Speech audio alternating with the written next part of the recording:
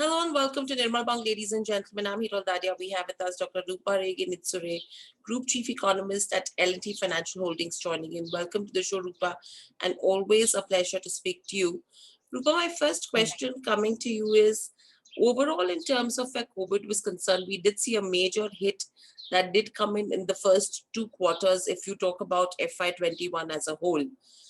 Again, a recovery that picked up from the third quarter onwards. And if you talk about FY22, the first quarter, the second wave hit us once again.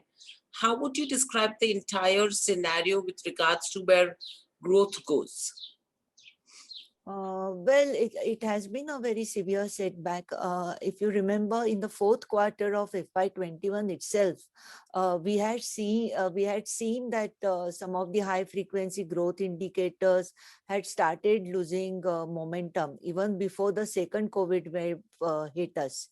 And with that wave being more intense in terms of transmission as well as mortality rate, it really created a massive setback because a lot of states had to come out with localized lockdowns, restrictions, and they were not fully prepared Mm. to face it.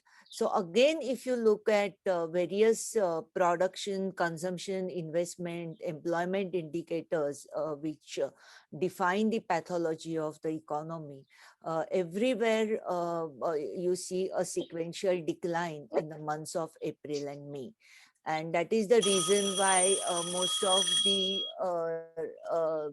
rating agencies and global investment firms have revised downwards their growth outlook for India for FY22 as a whole.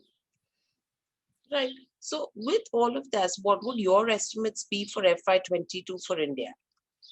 See, I don't want to get into this Mm. business because I feel it's a huge compromise with intellectual honesty. Because when your national statistical organization is also saying that their data collection efforts have suffered because of the pandemic, and Hiral, we have a very large unorganized sector which Right. has taken the brunt of, that has borne the brunt of this pandemic. So, and exact measurement of economic losses of unorganized sector is very difficult at this stage. So, whatever we say today are just the provisional figures, and Correct. they will undergo massive revisions in next 2 3 rounds of revision. So, assuming a growth in a single digit is given over the last year's massive contraction, Mm. but we would the correct way to look at it is that whether in FY22 we will get back to the pre-COVID levels in terms Correct. of our economic activities, and that looks a bit difficult. Okay. And with that, how important is inflation going to be?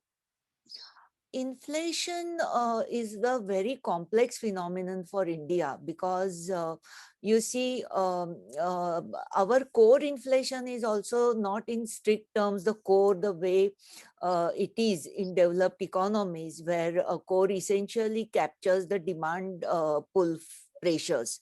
In India, a lot of services that are part of core inflation sectors, they have administered prices. So whenever there is a sudden increase in, say, telecom tariffs or administered prices of certain services, we see spikes in core inflation. But currently, inflation is originating from supply shocks, and it's because of elevated global commodity prices. We know that growth recovery is forming up in USA, China, etc., and that has created a lot of optimism about demand conditions, and that's the reason why global commodity prices have gone up. Correct. So that is putting upside pressure on inflation, but demand destruction is also quite massive because of the job losses and income losses. So that's the reason Reserve Bank of India is more focused on growth than on inflation. Right. So will it be right to say, Rupa, that as you mentioned, that the focus is going to remain in growth, and will that continue even as if the inflation breaches the tolerance band? Because clearly, if we see the annual retail inflation rate that rose to 6.3% in May, again, overall, if you talk about the wholesale price inflation rate as well, that's risen to 12.94, and it's the highest in the last 2 decades. And because it's coming in from the supply side and not driven by demand, does it still give the RBI some leeway? Definitely, because first of all, this staggering level of WPI shouldn't worry us much because it is over a very low statistical base of last Hmm. year. So you have to see sequentially how it is moving, and it's quite volatile. But CPI 6.3% and June reading will be much higher than that. That will definitely kind of create nervousness in fixed income markets. But then I feel that the question is not whether it is going to be transitory or permanent. The question is that the whether at this stage, as a emerging market economy, whether we can afford to tighten conditions, because whatever little we have achieved because of accommodative monetary policy, all those benefits will be lost.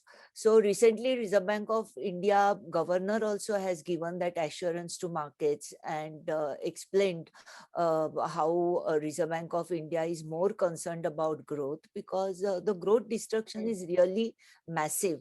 And the push to inflation has come primarily from elevated crude oil prices, and partly also because of the low statistical base effect. So Hmm. I don't think they will attach higher weight to that. Right. So do you think the RBI will continue to remain in a wait and watch mode, and a rate hike is completely out of question in the near future? Yes, yes, rate hikes definitely is not on their radar. But even for the policy stance, I think they will see to it that government market borrowing program sails through smoothly, because we all know that this is one of the events in last 100 years. It's a major health sector crisis, and a lot of people have lost lives and Mhm. livelihoods. So policymakers will focus on economic revival. I think we should not think also in terms of any rule based framework in these kind of exceptional circumstances. Right. And do you think, due to all of this, there could be some bit of complication with regards to where the direction of the monetary policy is concerned? I don't think so, because we are not the only country which is in this situation. Today, for all emerging market economies, there is this fear that growth recovery in the US may prompt US Federal Reserve to start tapering, earlier than expected. So this global economic recovery is like double-edged sword for Mm. developing countries, because on the one hand it is helping our exports growth, and on the other hand there is this apprehension that global financial conditions will get tightened Mm. sooner than later. But point is that we are not the only country which is in this boat. We have certain good factors or buffers which have given us higher degrees of policy freedom. One such is our foreign exchange reserves, which are 609 billion US dollars. So Reserve Bank of India will see to it that in the event of any external shock, if there are capital outflows or any speculative attack on the currency, they will definitely intervene and see to it that the rupee movement remains orderly. Right. And overall, with regards to where inflation in the US is concerned, and if you talk about US growth, now we are looking at a phase when probably we'll see quantitative tightening that could start happening as well. What's the kind of impact we could see with regards to where the money markets go? and simultaneously in a country like India? See, first of all, I think even in the US, they will not carry it out hastily because they have also learned their lessons from 2013 taper tantrum Hmm. and how it impacted, world at large. And I think under President Biden, the approach is very gradual. He and his team seem to be believing to prepare the world well in advance. Hmm. So even when they are talking about the rate hikes, they are, the year is 2023 and not any immediate this thing. Secondly, there also we are seeing their high frequency data indicators, though they are showing steady improvement, it is not significant improvement. Hmm. It is also happening gradually there. Correct. And they also don't want to move hastily so that whatever they have achieved so far gets wiped away because of this overactivism. So, Hmm. everybody will try to be gradual, cautious, Hmm. etc.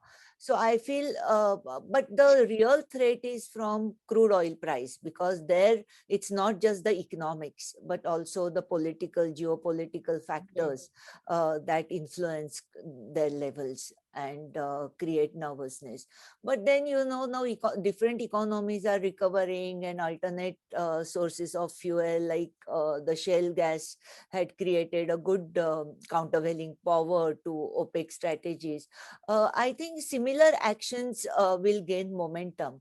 So that's why in recent days we have seen that there was some easing of global oil prices also. So it is not monotonic, one directional increase. Hmm. So what I feel is that as and when they do tapering, it will certainly not be a knee-jerk reaction. We will Correct. all be prepared. Reserve Bank is watching, market players are watching, people like us are watching, and we know what kind of variables matter for us from the macro arena, Hmm. and how to strategize our respective businesses based on that.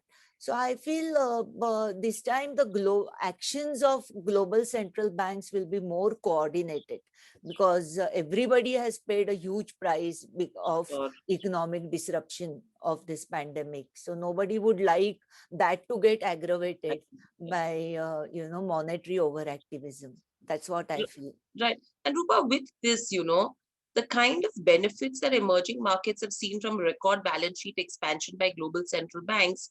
In fact, we talk about India as well. We've benefited out of this in 2020 and 21. We've been one of the major recipients of flows behind only China, Korea, and Russia. Do you think flows to India could be impacted as well? Because we are also one of the emerging market economies, and depending upon how growth pans out, the intensity of flows will get determined. Because you see, last year, despite the fact that our economy was contracting and there was a lot of policy uncertainty, yet we kept on attracting good amount of flows.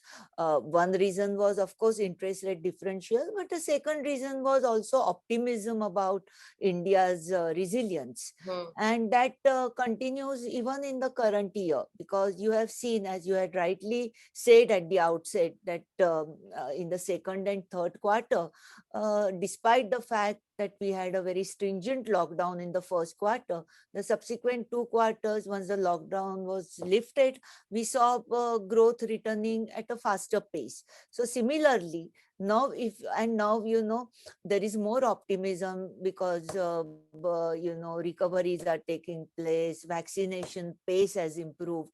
So I think if we get into a stable growth trajectory, then there should not be any worry on attracting more capital flows. Right. And overall, what's the kind of impact you see with regards to where the rupee is concerned? Because clearly, if the US growth continues to strengthen, the Fed begins to taper slowly, steadily, we will eventually see the US dollar strengthen. Do you think that's something that could add depreciation pressures to the Indian rupee as well? Yes, rupee has developed a strong depreciation bias because of three factors. One, of course, is crude oil prices. Hmm. Second is this hawkish undertone of Federal Reserve in last few monetary policy reviews. And thirdly, the declaration by Reserve Bank of India that it will stay accommodative for an indefinitely long period of time. So naturally, rupee has developed a depreciation bias, and we have seen some kind of volatility in capital flows also in last few months. But as I said earlier, we needn't be unduly worried about it because we have a good forex buffer, and Reserve Bank of India will ensure that even if depreciation happens, it will happen in orderly fashion. But yes, rupee definitely will depreciate, and that will benefit our exporting industries because in terms of real effective exchange rate, Hmm. rupee is overvalued because we are also seeing our inflation also is inching up, and it's higher than the inflation in our trading partners. So at this stage, if depreciation helps exporting industries, employment generation, etc., we should all welcome it. Absolutely. And as you just mentioned right now, that we are a little more, insulated, because what happens is when we talk of taper tantrum as well, it gives us a flashback of what happened to us in 2013. However, taking India's macros in 2021 into consideration, do you think we are still way stable right now? And to see a reaction of what happened to us in 2013 is not going to be like a deja vu for us?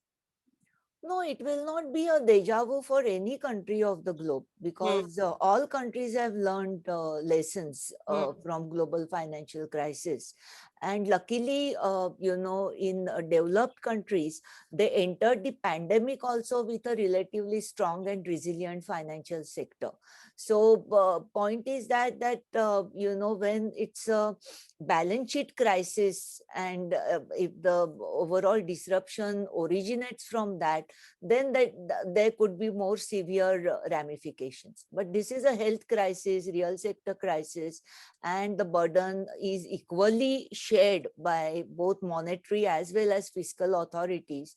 So I think, the adjustment or withdrawal will also happen in a gradual fashion because it is not only money creation that is helping stabilize the situation. The governments of different countries are also spending a lot on hmm. improving their economies, their health infrastructure, overall infrastructure, which is a very positive thing. So I feel this situation will be way different than 2030. Right. And overall, what do you make of India's twin deficit as well? See, India's twin deficit problem has been there for quite some time. But because we have really neglected our export sector. If you look at the competitiveness of our exports, we have lost market share even to smaller countries like Bangladesh and Vietnam, etc.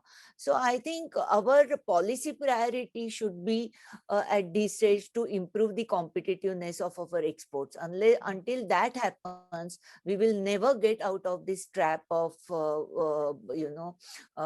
sustained pressure of trade deficit because our dependence on imports is huge. So until we improve our export competitiveness, we will not attract stable flows of foreign exchange. So that is given. As far as fiscal deficit is concerned, I think we are not unique in that position because of the pandemic. Other countries also are facing a high fiscal deficit and increased public debt problem, etc. But you see, in India, if you see the current financial year and the fiscal numbers for April and May, actually there is a silver lining because our fiscal position actually has improved Hmm, because of higher tax revenue generation, Correct. then the Reserve Bank of India's Dividend. transfer of dividend, etc. But one thing where I think we need correction is the share of state government in central government's total tax revenue pool. I think that share is consistently coming down, and that has to some extent created stresses for central state fiscal relations, and that doesn't augur well for much needed investments, especially in infrastructure sector. So I think central government should transfer more of funds to state governments as committed under the Finance Commission charter. Right.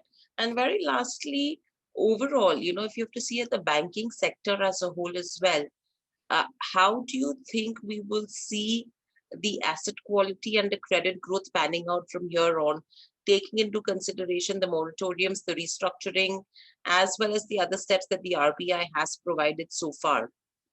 See, given the scale of economic disruption and the fact that we have seen a huge contraction in growth, which we have not seen in last 30, 40 years, it's given that, banks are going to face high pressures on asset quality. They are going to have very large burden of delinquencies, NPAs. But this is not the time to create a scare around these things, because this is not something which is happening because of wrong reasons. Point is that India as a country will be able to get out of this crisis if and only if growth happens. And if growth happens, then there will be, and if banks' profitability improves, then they will be able to provide good cover for these NPAs. Recovery will happen gradually, but that is something which is the need of the hour. So I feel rather than creating a scare around NPAs, we have to see how growth recovers, how credit penetration improves, because India is still credit dependent nation. Very few companies have access to capital market or debt market. Large number of companies, agriculturists, retail borrowers, they depend a lot on banking sector or financial intermediaries, including NBFCs, etc. So we have to see to it that growth machine resumes, and because that alone will kind of reduce the intensity of all these problems. Right. And very lastly, Rupa, overall, in the first wave, we had a lot of dependence with regards to growth on rural India. In the second wave, you have a lot of rural India that has been impacted as well. So now, do you think that quantum of dependence is something that we need to get rid of on rural India, number one? And will that something be a pace of concern?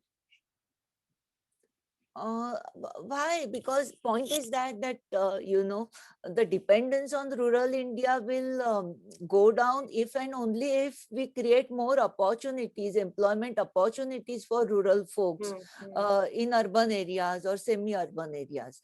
So until that happens, people will there will be higher density of people in rural areas, or on higher dependence on agriculture and allied activities. But let me tell you, there is a huge potential for mechanization of agriculture sector, better marketing of agriculture sector throughout this pandemic phase. If you have seen our export performance, is the agricultural exports, which provided good support to overall exports. So there is tremendous undertapped potential in agriculture and allied activities, and I personally feel that there is most of the cities and urban areas actually have reached a point of saturation. So rather than creating smart cities, we need to create smart villages. Correct. Absolutely, a very well made point, Rupa, that yes, smart villages is what we need to concentrate on as well. Thank you, Rupa, so much for joining us on the show. Always a pleasure to speak to you. I hope you enjoyed the conversation as well. Thank Yes. you. Stay safe and speak to you soon again. Yeah, thank you very much, Hiral, and Thank I wish you all the best. Yeah, thank you. Subscribe to our YouTube channel for in-depth interviews of India Inc. and press the bell icon so that you do not miss our updates.